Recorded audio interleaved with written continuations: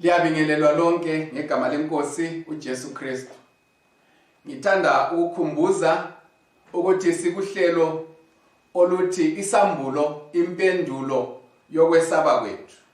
Sifunda isambulo isahluko sesine, isigaba sesibili sokufundwa kwalesi sahluko. Kusigaba sekuqala sifunde amavesi kusukela ku1 kusiya kuverse 5. Isambulo isahluko sesine silamavesi angu-11. Okwanamhla safunda amavesi la aseleyo bese sikhuluma ngokuqukethweyo okumunyethwe yila amavesi. Ngizafunda ngisebenzisa iBhayibheli lesingisi King James Version. Ngifunda uverse ngu6. And before the throne there was a sea of glass like unto crystal, and in the midst of the throne and round about the throne were 4 beasts full of eyes before and behind. And the first beast was like a lion, and the second beast was like a calf, and the third beast had a face as a man, and the fourth beast was like a flying eagle. Verse 8. And the 4 beasts had each of them 6 wings about him, and they were full of eyes within, and they rest not day and night, saying, Holy, holy, holy, Lord God Almighty, which was, which is, and is to come.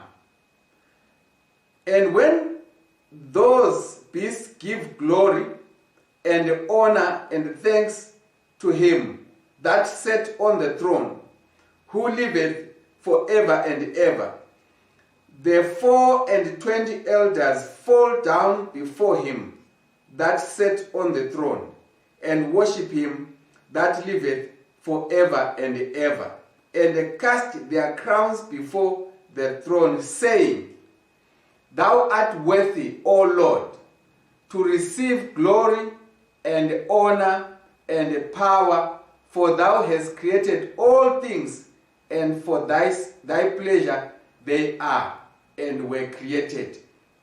Inkosi ayibusise ukufundwa kwelizwi layo. Asikhuleke nini. Baba wethu osezulwini, siphe imfihlakalo yezulu ngalesi sahluko. Isiqendu sakuqala sifundiwe. Sesifunda isiqendu sesibili, sihlanganise umnakano ngesambulo lesi. Senzele umusa kwanele insindiso yethu ngoJesu siyakhuleka. Amen. Kulesi sikhathi izihlobo zami ezithandekayo, ngifisa ukuthi ngiphinde ukufunda ngitolika isambulo lesi. Engutolikayo lapha ngifuna ukuthi ngibuyele kuverse ngu6. Phambi kwesihlalo sobukhosi kwakukhona ulwandle lwengilazi lufana lekristali. Laphakathi kwesihlalo sobukhosi kwakukhona kwakuzingelezwe isihlalo sobukhosi, kwakukhona izidalwa ezine eziphilayo.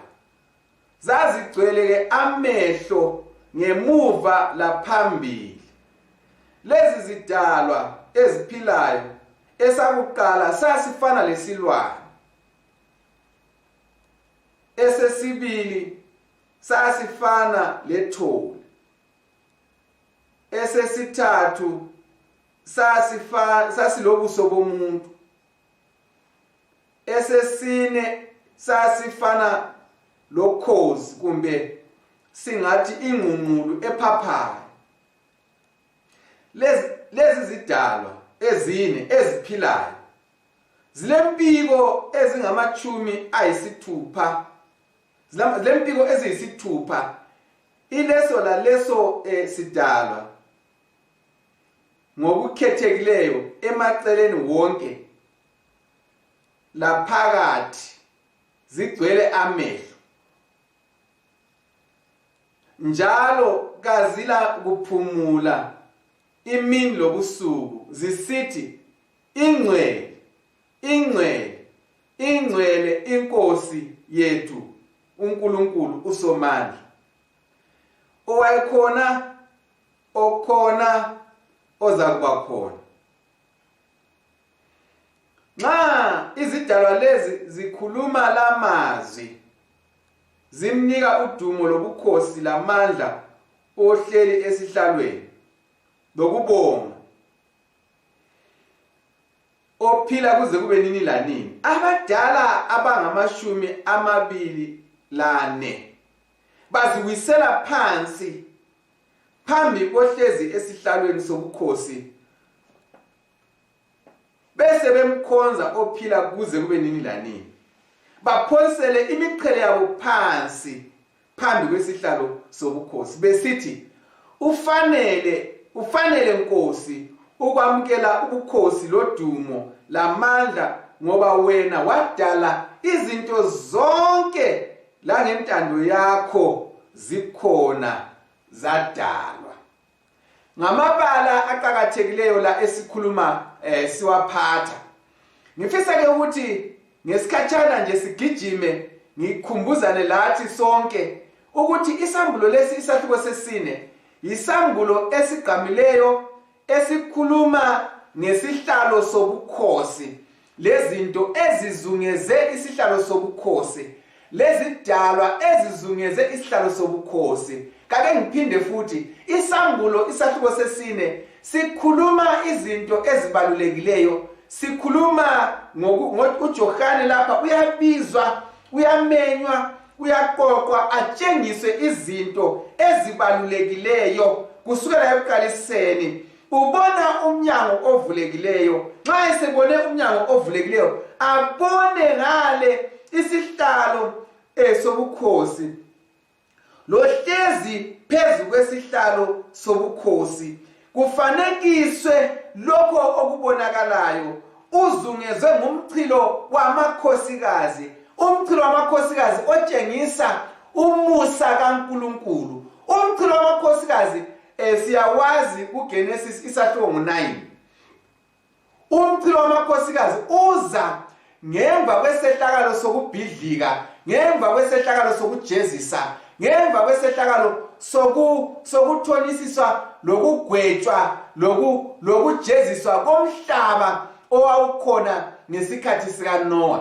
Ugeziswa nje umhlaba ujeziswa ngendlela esabekayo ngamanzi kazamcolo. Sokukhangelwe nxa ubona isihlalo sobukhosi kaNkulunkulu sizungezwe ngumchilo wamakhosikazi sikhuluma ngoNkulunkulu owahlulelayo, uNkulunkulu owahlulela endulo, uNkulunkulu owahlulela khathesi ozakwahlulela athonisise umhlaba wonke. Umchilo wamakhosikazi esikhulume ngawo yiwo oveza ukuthi phakathi kokwahlulela lokho kulento ebonakala enhle eyisimanga eyomusa indaba emnandi.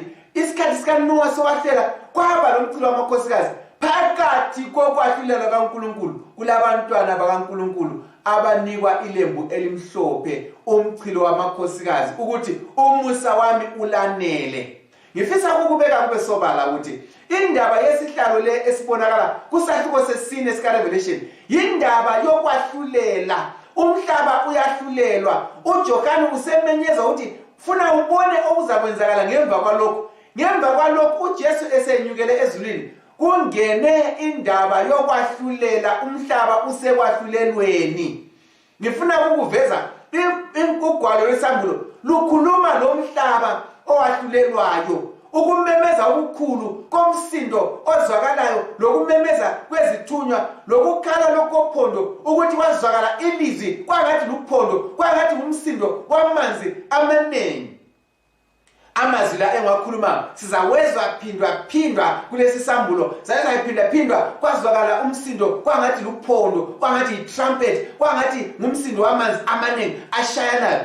Kwazwakala amazwi, kwazwakala izinkulumo, kwazwakala imisindo, kwabonakala imibane, kwazwakala umdumo ongathi ngowezulu. Izinto zonke lezi zikhuluma ngezehlakalo eziphakemeyo, ezesabekayo, ezokugoqwa kwalomhlaba, ezikhuluma ngokwesaba okumele ukuthi abantu abaphila ngalesi sikhathi engiphila ngaso lawe ophila kuso kumele sithuthumele sigijime sivule indlebe zethu silalele imidumo ezwakalayo lezinkulumo ezizwakalayo phakathi le ezulwini esihlalweni sobukhosi ngoba ohlezi esihlalweni unomsebenzi awenzayo ehlezi umsebenzi wokwahlulela abaphansi kwakhe laba bayababaza bayakhuluma kukhulunywa ngokwahlulela komhlaba yizinto ezesabekayo indaba evezwa kusambulo esahluko sesine yindaba engajwayelekiyo bazalwana akumelanga siphongulalela sithule nje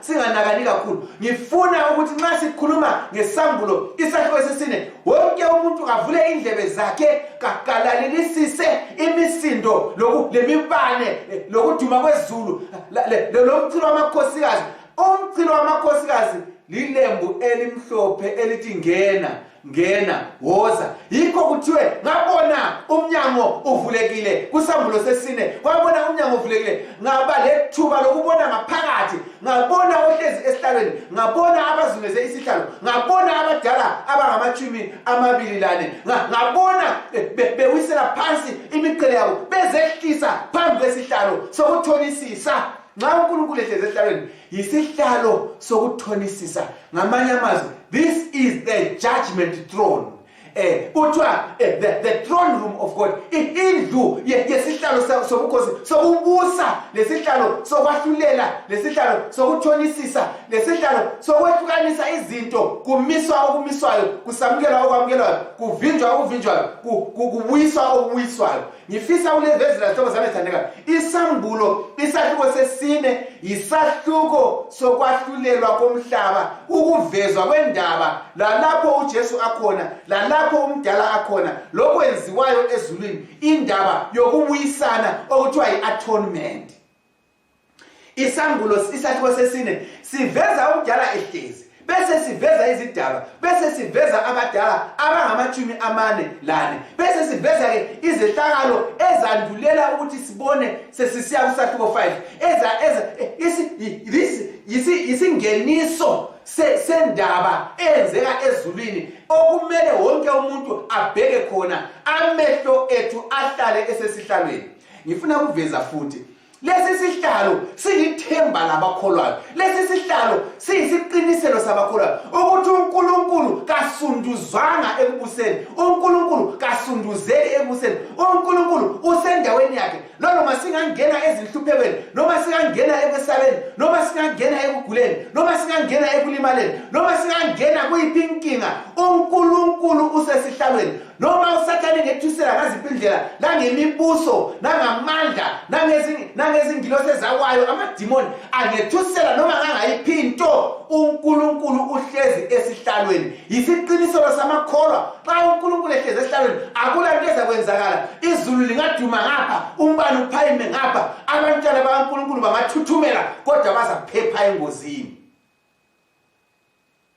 ngifisa ukuthi nxa sihamba ngayo indaba silandela isahluko lesi sesizwile ngemibane nangokuduma nangamazwi akhulunywayo ayimfihlakalo angazwakalanga kuJohn ecaca lamazwi kwazwakala kulokukhulumisana okuvela ukuthi ezulwini ngale kulokukhulumisana okukhulu ngendaba yabaphilayo emhlabeni ngendaba kaSathane ngendaba yesono ngendaba yokubuyiswa kwabazalwane ngendaba yokuthethelwa kwezono ngendaba yokuthonisiswa kwamacala ngendaba yokuthi abantwana bakaNkulunkulu isikhathi sekumele siphangisiswe babuye bathathwe babisekhaya ngifuna ukulivezela ukuthi uJohane evezelwa limbali wayevezelwa imbali ukuze abone ukuthi umsebenzi kaJesu ezulwini uyini lapha yisingeniso uzafica kusahluko sika 5 indaba yesihlalo lokho ikhona so singeniswa lapha kusahluko 5 siboniswa ngale phakathi ezulwini la kusahluko 5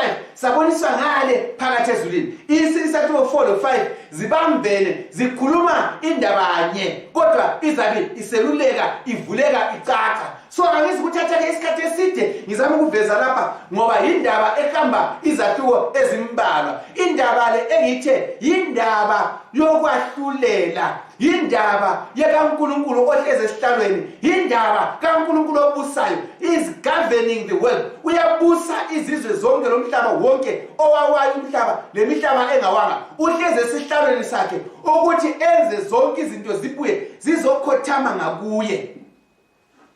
Okunye okuvezwa isambulo lesi isahluko sesine. Kuthiwe laba phambi kwesihlalo sobukhosi babonakala ulwandle kwangathi yingilazi engathi yikrystal. Olucacileyo lapha kukhuluma into ebonakalayo, etransparent, ekhanyiselayo. Akulanto engacacanga ezulwini. Yonke into iyakhanyisela.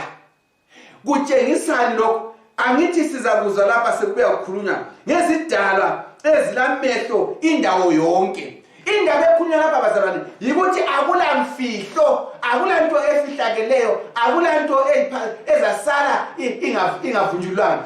Ezulwini akula nxa kule ndawo etransparent, indawo ekhanyiselayo. Ezulwini kuyakhanyisela kungathi ngamangilazi indawo yonke. Lo muntu uyazibona azibuke. Yonke into icacile.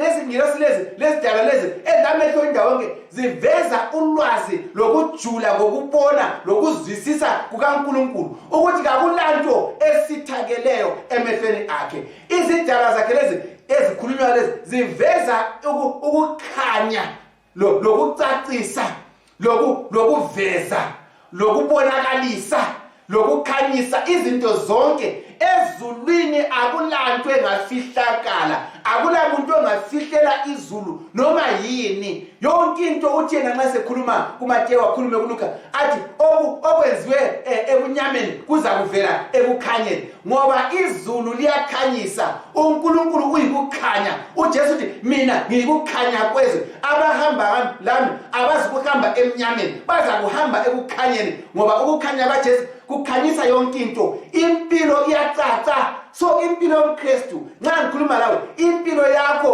kumele icace ibaluleke, ube lugwalo olubhaliweyo olubonakalayo olukhuluma indaba yensindiso. Labakukhangeleyo babone ngapha babone la ngale. uNkulunkulu ukhuluma ngendlela ecacileyo. Nxa kukhulunywa ngeCrystal Sea, ngolwandle lwesibuko, ngolwandle osolungathi liyingilazi oluclear as crystal, ulwandle lobe sekukhulunywa ngezidalwa lezi ezilamehlo ephambili, ezilamehlo emuva, ezilamehlo emaceleni, ezilempiko eziyisithupha. Impiko zakhona zonke zilamehlo indawo yonke. Akula ndawo engalamehlo kutshengisa inhlakanipho kaNkulunkulu ongeke ubhode ngale kwayo. It is ukuhlakanipha okupheleleyo. Uthani ngime khona ukuhlakanipha nxa ngisasa indaba uthani ukuhlakanipha okupheleleyo, lolwazi oluqedisisa konke. Ngamanye amazwi akulanto uNkulunkulu angayaziyo, akulanto uNkulunkulu angayiboniyo, akulanto uNkulunkulu angayizwisisiyo. Asizwiseni indaba. Nxa uNkulunkulu kungalanto angayiboniyo, kungalanto angayaziyo, kungalanto angayizwisisiyo, laloma usungena ohlutsheni umuhle usiya kuye, kungangcono uwele kuye, ozwisisa konke, owazi konke, obona konke, uzakuphephisa hlobo sami. Ungeke ubalekele emnyameni. Nxa uhlatshwa ngameva ungabalekele emnyameni ungasanisizanga. Uyakwazi konke, lanxa evumile ukuthi ameva kuhlale, lanxa evumile ukuthi ufele, lanxa evumile ukuthi uswele, lanxa evumile ukuthi ungabi lenzalo, lanxa evumile konke akuvumile kuyisono, kuyikuthi sisemhlabeni wesono. Kodwa uNkulunkulu ungaya kuye uzakwephula, akhuphe ameva, akubangule izilonda, akwelaphe, akubuyise njengendaba kaJobe. Uyazi konke, uyabona konke, uyazwisisa konke. Mzalothandekayo, ngifisa ukukhuluma lawe. Isambulo sesine yisambulo esenza ukuthi sihlale sizike, sibambelele, sigxile kuJesu, ngoba sikwazi ukuthi inkosi yethu ihlezi esihlalweni. Ngifuna ukuqhubeka kancinyane. Nxa usiya kuvesi ngo7, ithi idala sakuqala sasikhala sinjengesilwane, esesibili sinjengethole, esesithathu silobuso bomuntu, esesine sinjengengqungqulu ephaphayo. Angizukuchasa livesi le okwalamuhla, ngizake ngidlule mbijana. Ngifuna ukuthi ngithi kini izidalwa lezi ziveza amandla kaNkulunkulu, ukuthi kulamandla angapheziyo, uyazi konke, uyazisa konke, God is almighty. Ngamanye amazwi nxa kuvezwa izidalwa lezi kuveza inature imvela kaNkulunkulu ukuthi yena uzwisisa kanganani. Izinto ezizungezile kayisuye uNkulunkulu, izidalwa lezi ayisoNkulunkulu. Kodwa izidalwa ezizungeze isihlalo zitshengisa ukwesabeka kwendawo la ahlala khona, zitshengisa amandla angaphezulu kwamandla, zitshengisa ukuzwisisa ongaphezulu kokuzwisisa, zitshengisa ama-dimensions, izigaba lezi ezitshiyanayo. uNkulunkulu kaqedwa, uNkulunkulu kasonto yokudlalela kuyo. uNkulunkulu ungumlo obhuqayo. Lapha kachasisi uJohane uNkulunkulu, uchasisa okuzungeze isihlalo sikaNkulunkulu. Uchasisa izidalwa ezine, uchasisa amakherubhi lawa, uchasisa amaserafi lawa, uchasisa izingilosi lezi ezikhuluma ngamabizo, uchasisa abadala bebandla, uchasisa isihlalo ngokwaso, uchasisa okuzungeze isihlalo ulwandle lwesibuko, uchasisa into azithatha ngezizungeze umchilo wamakhosikazi ezitshengisa lokho kumele sikufunde ngoNkulunkulu wethu, ngolwazi lwakhe, ngokubona kwakhe, ngokuzwisisa kwakhe, ngokuqedisisa kwakhe, ngamandla akhe ngenkazimulo yakhe langodumo lwakhe. Kwenzelwani? Nxa sesimzwisisa uNkulunkulu, sesimbone kuhle, sesamzwisisa, samasa, saqedisisa ukuthi ungaba kunjani, kuzakwenza simesabe. Umesaba okuletha ukumkhonza, ukumhlonipha, ukungadeleli, ukumlandela lokumlalela. So nxa ulalela ngezidalwa lezi ezine, nxa ulalela ngezingilosi lezi, nxa usizwa la uzwa ungathi uyathuthumela ngezidalwa lezi ezisabekayo, uzwa umzimba uyathuthumela. Nxa uthuthumela kukutshela ukuthi ohlezi esihlalweni kumele akhonzwe, esatshe, alalelwe, angakhuluma isilayezo senziwe njengoba sinjalo bazalwane, sinjalo. Ngifuna ukuthi ngiveze ivesi elandelayo. Uthi yena izidalwa lezi ezine zilempiko eziyisithupha, zigcwele amehlo phandle laphakathi, zazingaphumuli ubusuku, kaziphumuli akona za, kaziphumuli ubusuku lemini, zimemeza zisithi ngelizwi eliphakemeyo, ungcwele, ungcwele, ungcwele, ingcwele inkosi uNkulunkulu uSomandla, okhona ozakuba khona. Nxa izidalwa lezi njengoba ngifunda lapha kuverse 8 zimesaba, zimkhonza, zimnikeza udumo, zimbabaza ukuthi uNkulunkulu ungcwele, nxa zimkhangele zonke kuthiwa kaziphumuli ubusuku lemini. Nxa kuthiwa kaziphumuli ubusuku lemini akutsho kuthiwa kazila break. Ngamanye amazwi ezulwini akula sikhathi, akula mzuzwana, akula moment, akula sikhexe sendumiso kaNkulunkulu.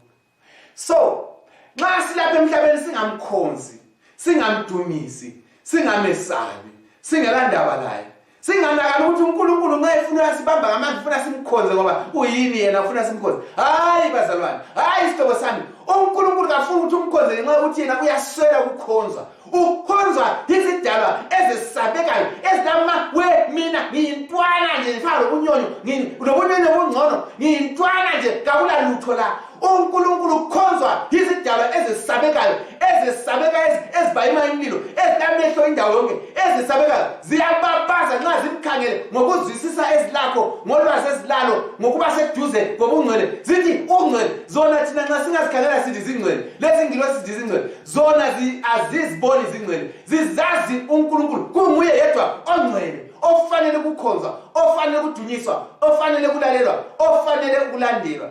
So isambulo isahluko sesine sibabaza ubungcwele bukaNkulunkulu, siveza kuvezakala lapha ukuthi nxa ebonakala, lami nxa ngingambona, lawe nxa ungambona, akumbone ngelihlo lenhliziyo, wele phansi umkhonze ngoba ungcwele. Izidalwa lezi nxa zisithi ungcwele kuthiwa kaziphumuli ubusuku lemini, ngikhuluma nje zilokhu zimemeza ungcwele, ungcwele, ungcwele uNkulunkulu uSomandla, owayekhona, okhona, ozakuba khona.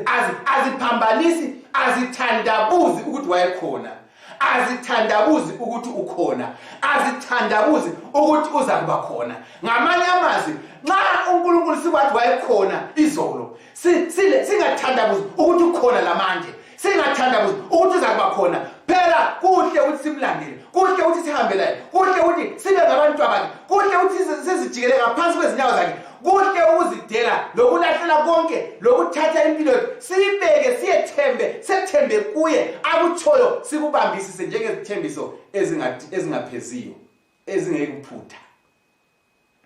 Owayekhona, okhona, oza kuba khona.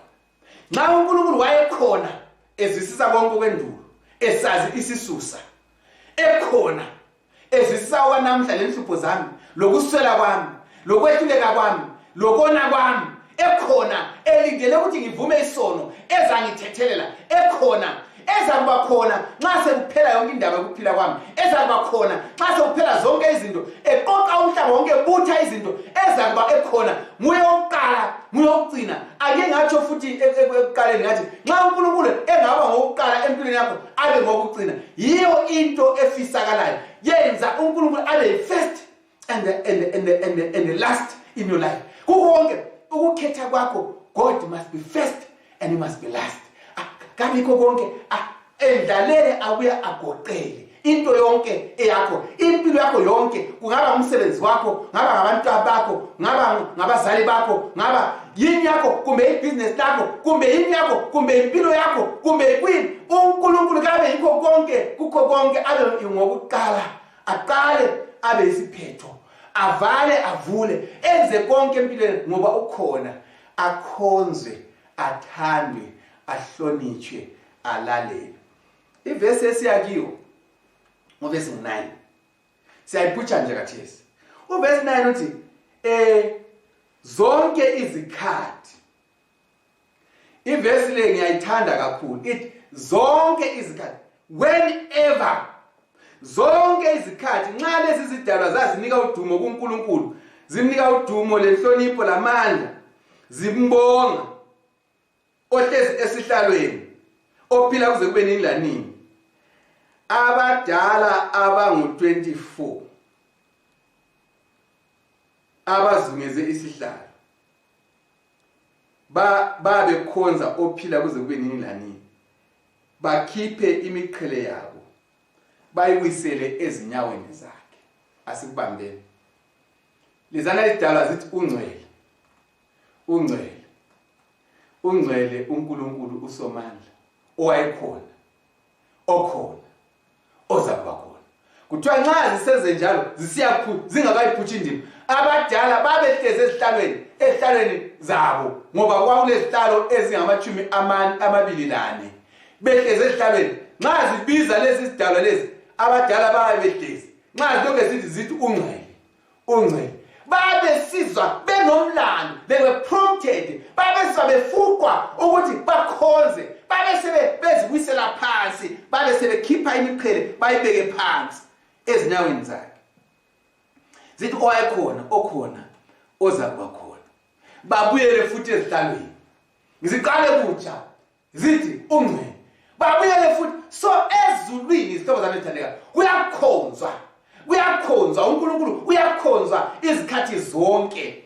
Ake ngithi mina ngingakubeka balindlela ngesaba ukuthi pho sekuthiwani, sokuthi every moment sokuyimdlalo, sokuyimdlalo. Hayi, isikhathi sakhona ngale phela akulasikhathi, akutshoni langa, akuphumi langa, isikhathi sonke ngesikaNkulunkulu. So ngifuna ukukuvezela ukuthi noma sinike sikuzwisise konke, kodwa okuqakathekileyo ukuzwisise ukuthi kulesikhathi okumenyezwa khona ungcwele, ungcwele, ungcwele uNkulunkulu uSomandla, owenza konke, owadala konke. Nxa kungavele kumenyeze lezo zimemezelo, bangakuzwa abadala ukuthi nangu sekudunyiswa yena, sekubonga yena, sesibonga owasidalayo, bayakhothamisa amakhanda, babeke imiqhele, bakhohlwe ukuthi imiqhele bayizuza bezamile, belemisebenzi emihle bayiphiwa nguye futhi. So bayibeka phansi. Impilo yakho kayiqakathekanga ukudla uNkulunkulu. Nxa uNkulunkulu sokumele akhonzwe, kungamenyezelwa isimemezelo sokukhonzwa kaNkulunkulu. Wonke owadalwa uNkulunkulu kawisele phansi konke ngokakhe,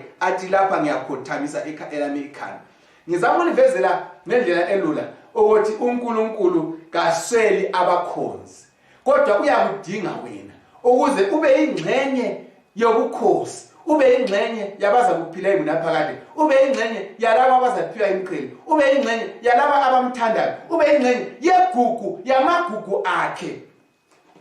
Ibese ngu11 babe sebekhuluma ukuthi ufanele wena Nkosi ukwamukela udumo, amandla lobukhosi lenhlonipho ngoba nguwe owadala zonke izinto futhi ngenxa yenjabulo lentokozo yakho zikhona zadalwa.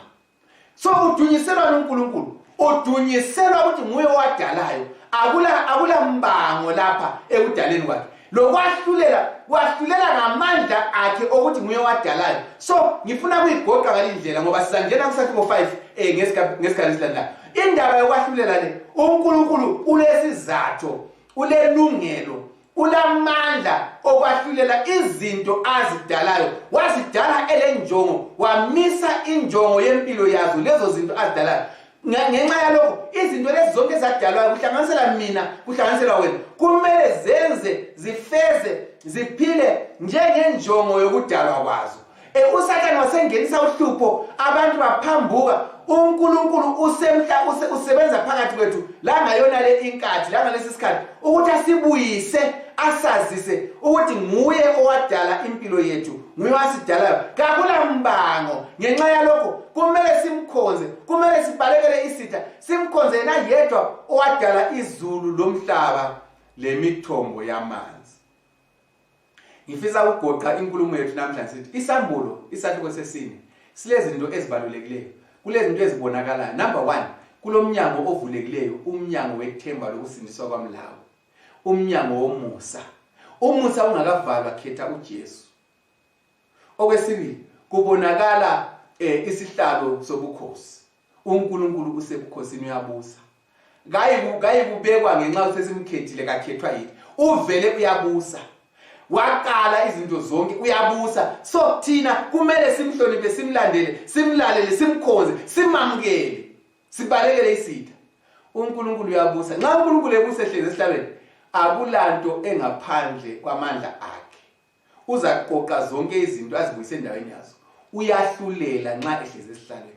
Lawe uzakwahlulela, lami uzangahlulela. Nxa uNkulunkulu wahlulelayo, kungangcono ujaji abe ngumngani wami.